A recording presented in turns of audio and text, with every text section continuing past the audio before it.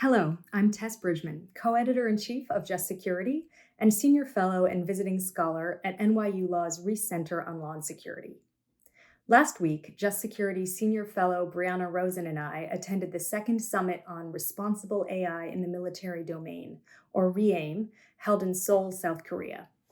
The summit is a unique multi-stakeholder forum that provides an opportunity for scholars, practitioners, government officials, and representatives of industry and civil society to share insights and advance the debate on what it means in practice to ensure responsible use of AI in the military domain. Brianna, who is also a strategy and policy fellow at the University of Oxford's Blavatnik School of Government, participated in a REAIM panel organized by the UK's Ministry of Defence and its Foreign Commonwealth and Development Office. Here are Brianna's remarks, which focus on the strategic security implications of the adoption of AI in the military domain.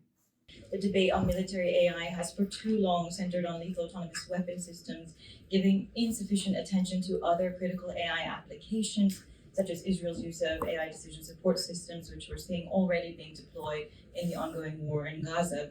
And as a result of this, the discussion has been overly focused on tactical issues at the expense of strategic considerations. So it's highly encouraging to me that the UK government, alongside other distinguished members of this panel, have been thinking critically about this issue. Today, I want to focus on three areas of AI risk to strategic security: escalation dynamics, interoperability, and the erosion of the rules-based international order.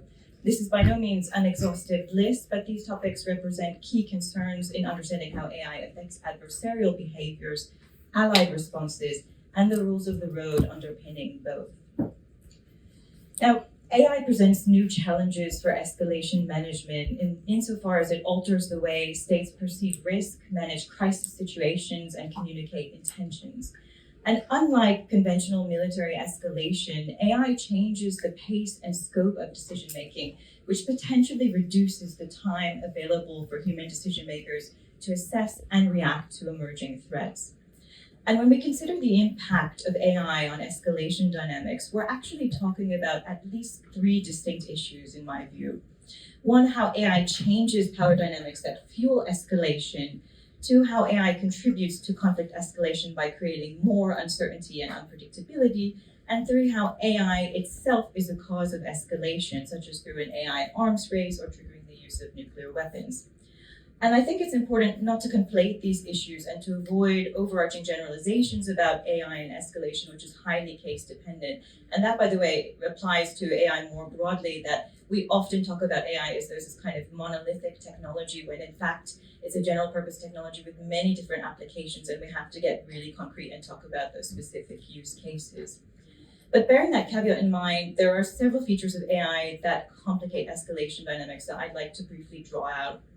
The first, as I mentioned, is that AI adds another layer of uncertainty and unpredictability to the escalation ladder, altering signaling and perception dynamics. AI augmented strategic warning systems, for example, may not be able to distinguish between signaling resolve or deliberate escalation, whereas we've seen that large language models repeatedly have exhibited unpredictable escalatory behavior patterns in simulations, even to the point of recommending first-strike nuclear weapons use. Compounding this is the fact that we're about to enter an era of mutually assured transparency, where adversaries not only anticipate each other's moves, but also know that their own plans are likely understood and vice versa. Not only will we know that Putin will invade Ukraine several months ahead of time, for example, but he will also know that we know it. And while foreknowledge may in some ways enhance deterrence, it can also incentivize preemptive military action, potentially far earlier than what we've seen to date. And this raises uncomfortable questions involving legal justifications for the use of force under already elongated interpretations of imminence. As AI also leads to shifts in deterrence strategies, it may incentivize earlier or riskier interventions with uncertain outcomes. At the same time, AI introduces acute verification problems which further complicate attribution and policy responses. States could plausibly deny responsibility for attacks, for example, claiming that third-party actors manipulated AI algorithms or poisoned the data.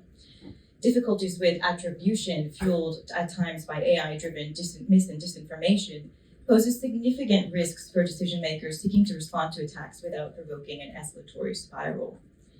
Now, to mitigate these risks, as we've talked about quite a bit in these types of forums, we need to have more robust transparency and confidence building measures. And this requires engagement with adversaries such as China and Russia, but starting more from a place of shared interest in global stability and prosperity rather than the current normative framing surrounding responsible AI. It also requires the development of more robust public-private partnerships, which are critical, for example, securing advanced AI systems from third-party cyber attacks. Now, alongside the risk of escalation, another challenge in my view is ensuring that allies are prepared to respond collectively. So a key policy priority going forward should be AI interoperability and capacity building amongst key stakeholders.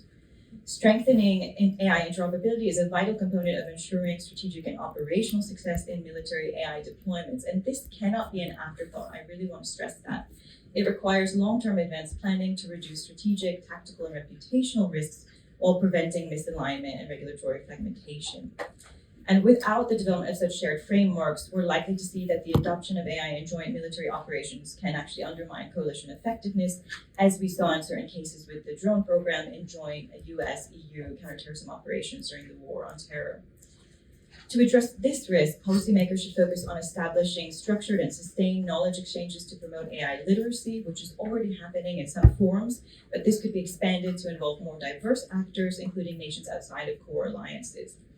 And leading AI powers such as the US and UK also have a key role to play in bridging that emerging digital divide by ensuring that allies, particularly those with fewer resources, have the institutional capacity to integrate AI into existing military systems and processes. Ensuring greater interoperability is not only about sharing technology and institutional practices, but also about aligning legal and policy doctrines. And there's a pressing need right now to ensure that allies have a shared interpretation of how international law applies in different use cases of AI, both within and below the threshold of arms conflict. And I want to emphasize here that this does not require the development of new laws. IHL and IHRL are sufficient, but it does require the development of additional guidance, as we saw in cyberspace with, for example, the Oxford process on international law protections in cyberspace. And it also requires dedicated channels for sharing legal best practices, such as for legal reviews of AI-enabled technologies. But none of this can take place in a vacuum, which brings me to my last point about how this is playing out in the backdrop of an increasingly fragmented international order. The acceleration of the increasing adoption of AI in military contexts poses profound challenges to a rules-based international order that is already under great strain. Just this past weekend, the heads of MI6 and CIA published a joint op-ed warning that the international order is under threat in ways not seen since the end of the Cold War. And that's before adding AI to the mix. So in the interest of time, I'll just make two very brief interventions on this point. The first is that AI is likely to lower the threshold for the use of force whilst increasing the pace and scope of war. It's also likely to further blur the line between war and peace, as the drone program has already done. And all of this threatens to erode the bedrock prohibition on the use of force and poses increased risk to civilians absent more stringent legal and policy guardrails. Finally, AI democratizes power, potentially undermining state sovereignty and international stability.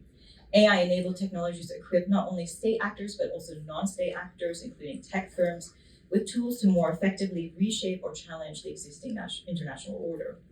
And while the threat of AI-produced biological weapons might be overhyped, terrorist groups are already using AI to conduct more effective cyber attacks and more effective disinformation campaigns with potentially destabilizing effects.